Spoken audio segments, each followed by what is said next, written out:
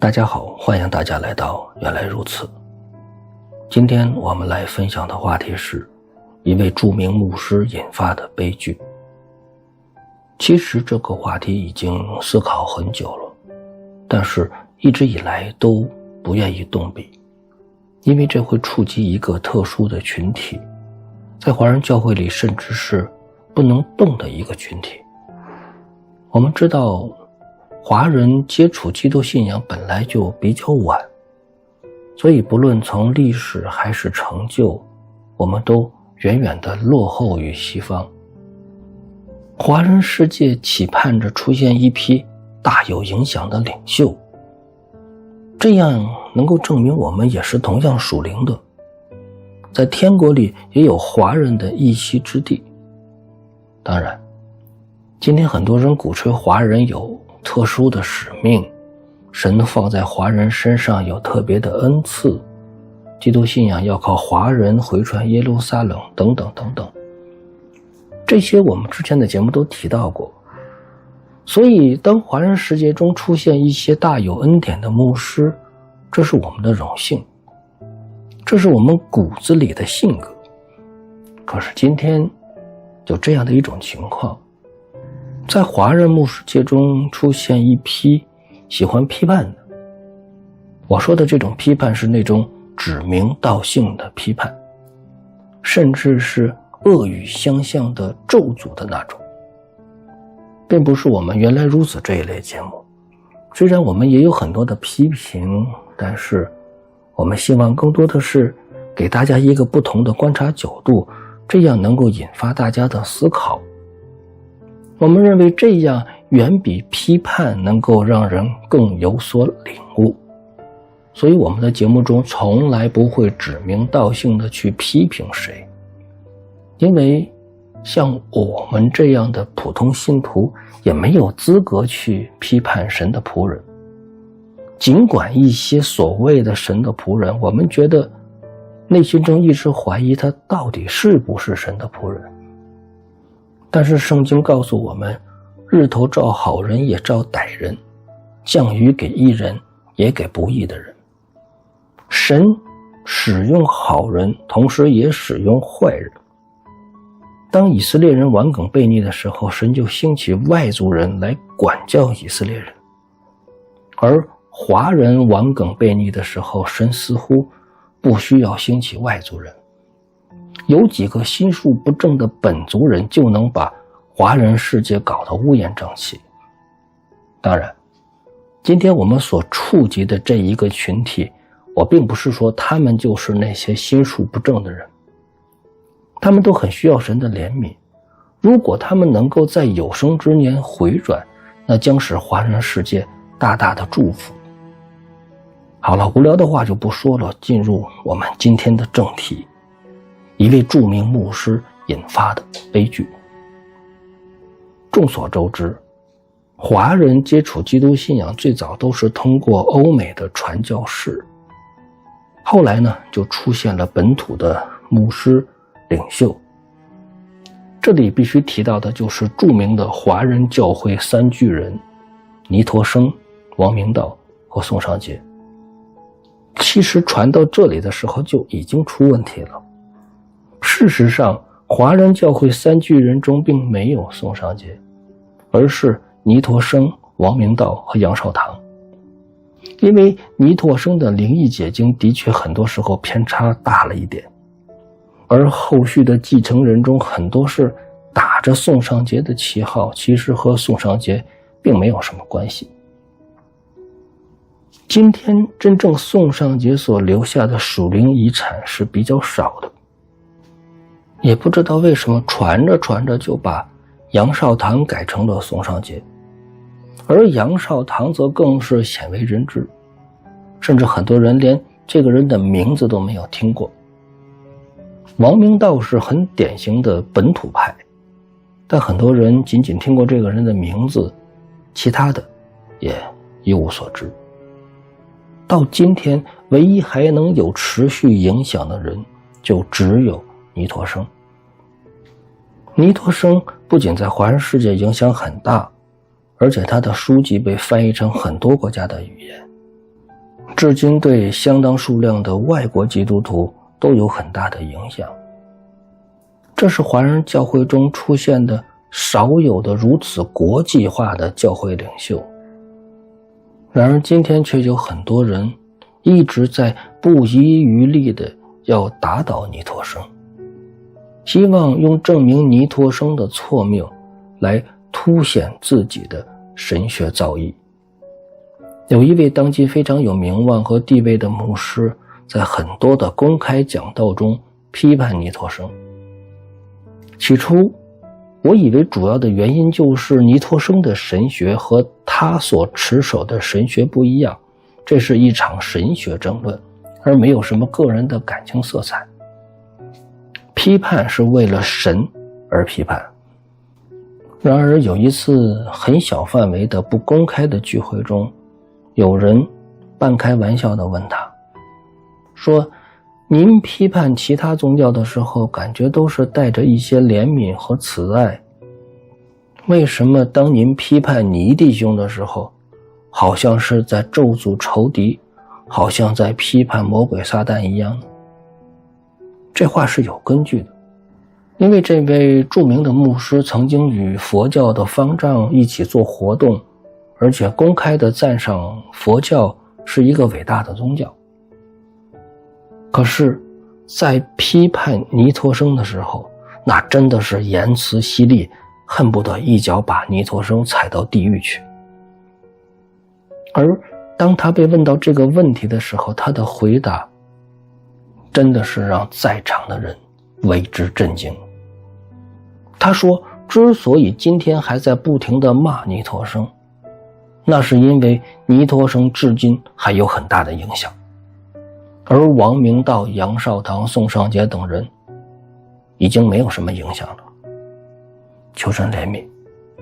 因为尼弟兄还有影响力，所以才不遗余力地骂他。这真的是他内心真实的想法吗？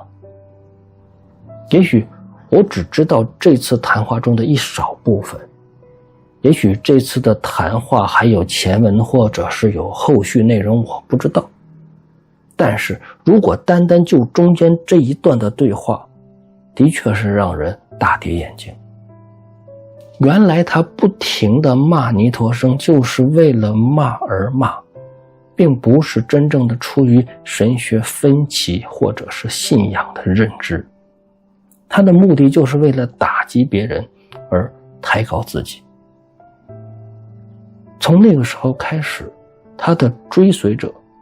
以及他的徒子徒孙们，只要谈到尼托生，就与他是一个调调。今天已经是一个网络时代了，网络上很多牧师的讲道视频，其实你不难发现，只要是他这一派的，基本上就和尼托生不共戴天。当然，我们这里并不是说尼托生的神学一点问题都没有，尼托生弟兄的神学存在一定的时代局限性，也有很多不完善的地方。再一次声明，我跟昭会是没有什么关系的。所谓昭会，就是一个继承尼托生神学思想为主的基督教宗派，准确的说是尼托生弟兄的同工李长寿弟兄所创立的。而如果说尼托生弟兄的神学是有局限性和不完善的话，那么李长寿弟兄的神学问题就相对大了一些。但是时至今日，大部分的昭会我认为仍然是属于基督教的一个宗派。我不喜欢用什么异端邪教来形容昭会，稍稍有一点极端吧，就是把不重要的事情当作重要的事情来处理，而重要的事情有时候却忽略了。求主怜悯他们吧，这不是今天我们所讨论的重点。希望昭会能够更多的把焦点放在重要的事情上，而不是一直强调教会的外部属性。好吧，我们把话题说回来。以这位明星牧师为首的一群牧师，这些年来一直都在批判尼托生的神学。主要的问题之一就是尼托生所提出的三元论，而他们认为二元论才是对的。当然还有很多其他的问题，今天我们说不完那么多事情。今天由于时间的关系，我们也只能简单的提一下三元论的问题。其实三元论也不是尼托生发明的，只是尼托生比较支持三元论的神学理论。简单的说，就是尼托生支持人是分为灵、魂、体三个部分的，而反对者则认为人应该分为肉体和灵魂两个部分。关于三元论和二元论的网络节目很多，我这里不想和大家来分解枯燥的神学理论。在这里我必须郑重地告诉大家，其实在圣经中我们看到，圣经中的经文中有支持三元论的经文，也有支持二元论的经文。这就好比神的主权和人的自由意志一样，圣经中说到过神的主权，圣经中也提到过人的自由意志。看似两个矛盾甚至对立的观点，但是在圣经中就是同时存在的。就好像肉体和灵魂一样，对于肉体来说基本上是没有什么争议，争议就在于灵魂这里。三元论认为灵与魂是分开的，而二元论认为灵与魂是分不开的。所以这么多年大家为了这个神学观点吵来吵去，但是今天我为什么说这是一个悲剧呢？因为当我们看到华人世界为了吵这件事情的初衷有问题的时候，这就是我们悲剧的根源。大家都拿圣经来说话，大家各自都拿出能够佐证自己观点的圣经，然后就是比谁的嗓门比较大。今天尼托生弟兄已经不在了，不能说话了，所以剩下的这群人每隔一段时间就拿出来这个话题吵一吵，能够证明一个著名的教会领袖一直都在持守错误的神学，这会给人带来很大的冲击力。比如大卫鲍森牧师，很多的解经是带着明显的自由派神学倾向的，也就是喜欢用科学自然现象解释神迹奇事，这无疑是不对的。但是他的思想是有局限性的，也许当时的确出现过相应的自然现象，但是我们不能够因为自然现象而否定神的大能，因为这个世界就是神创造的。以色列人出埃及的时候，一路上都是伴随着地震、暴雨等自然现象，而这些自然现象也的确给敌人带来了毁灭性的伤害。圣经也告诉我们，这些自然现象就是神大能的彰显，是神让这些现象发生的。而作为牧师，能够博学多才是好事情，我并不反对牧师拥有很多很多的才能，比如某位牧师还有哲学家、作曲家、建筑师、指挥家等等一大堆的头衔。然而你的头衔多，你的学问大，是不是更应该为大家带来正确的信仰呢？然而不是这样的。面对很多的问题，他连起码的认知都放下了，连一个普通人都能明白的最基本的道理他都不顾了。我们都知道人与动物有很多相同也有不同，